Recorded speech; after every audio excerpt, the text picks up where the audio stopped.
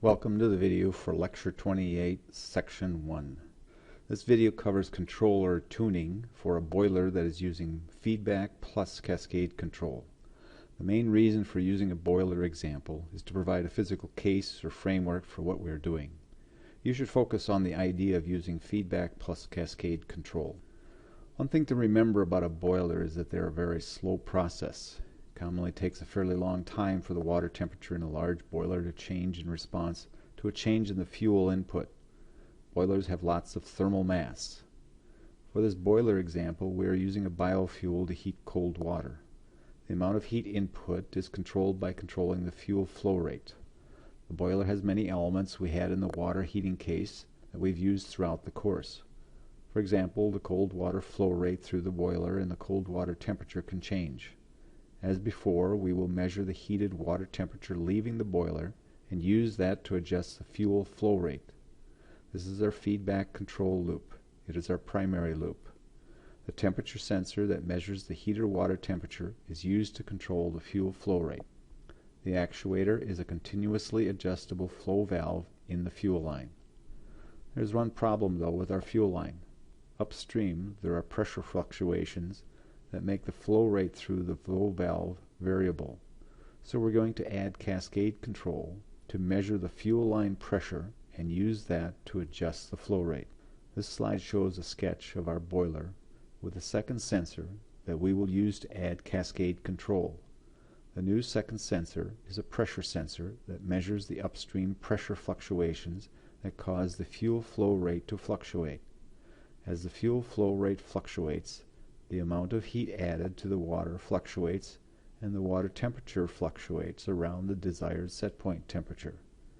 And with boilers having so much thermal mass and being so slow responding, we can expect that adding cascade control will help system response to process and set point changes.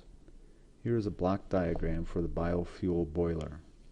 The inner loop with the transfer function H2 connects a pressure sensor to a second comparator that adjusts the output from the primary controller G1. So our block diagram has two sensors. One is a pressure sensor, the other sensor is a temperature sensor. We have two sensor feedback transfer functions, H1 for the temperature sensor and H2 for the pressure sensor. Both provide input to the flow valve adjustment. We have two controller transfer functions. G1 is the primary loop controller and we will use PI control for it. The other controller is G2, and it is the secondary loop controller, and we will use proportional control only for it. Block diagrams can tell us about information flow and material flow. This is a good time to apply this concept. So what does the line A between the summing point and the G4 transfer function describe? Well, this might be a good time to review some of the block diagram elements and what they are.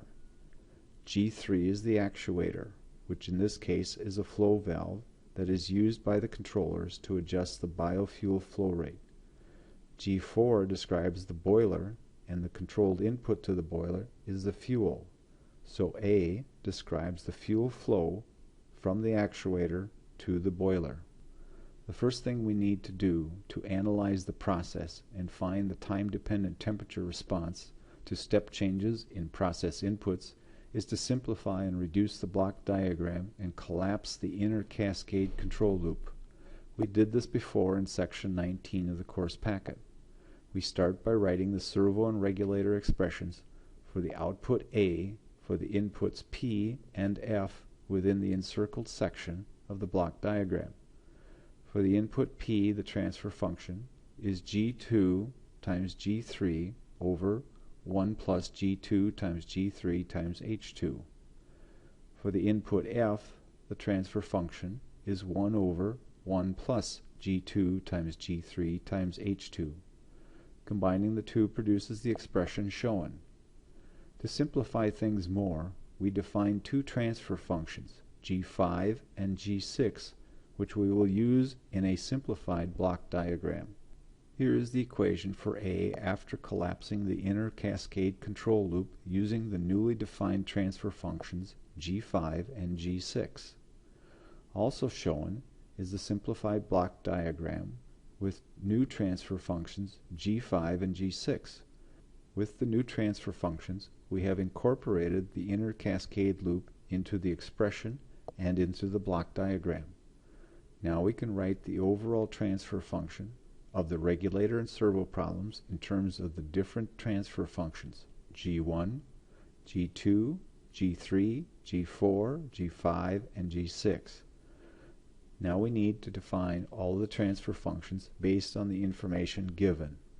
With cascade control, it is common to use PI control for the primary loop controller, which is G1 in this case. So we can define G1 equals Kp1 times tau I times s plus 1 over tau I times s. Proportional control is commonly used as the control mode for the secondary cascade control loop. So G2 equals Kp2. At this point we do not know Kp1, tau I, or Kp2. These are the terms we will find through the tuning process.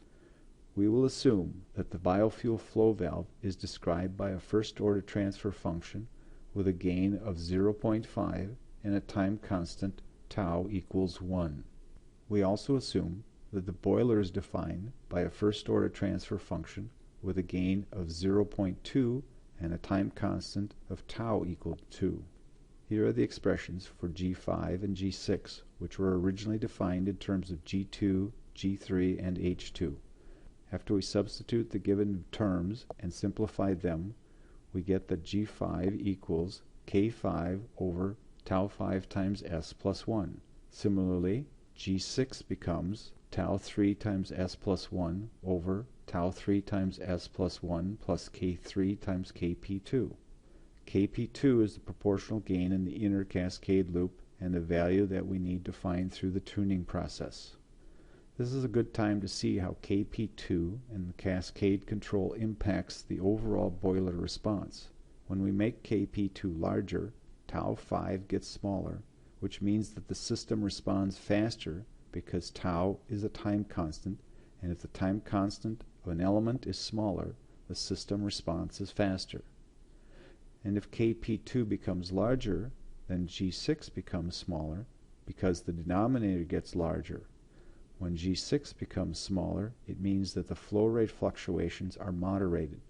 G6 is the transfer function describing the fuel flow, and we can expect better overall response if the fuel flow fluctuations are moderated. The common practice with cascade control is to select Kp2 based on a relation between tau 3 and tau 5. Tau 3 is the time constant for the flow valve. Tau 5 is a derived term that was produced when we collapsed the inner loop. The guideline that we will use is that tau 5 is 1/10 of tau 3. So we were told that tau 3 is equal to 1 and K3 equals 0.5.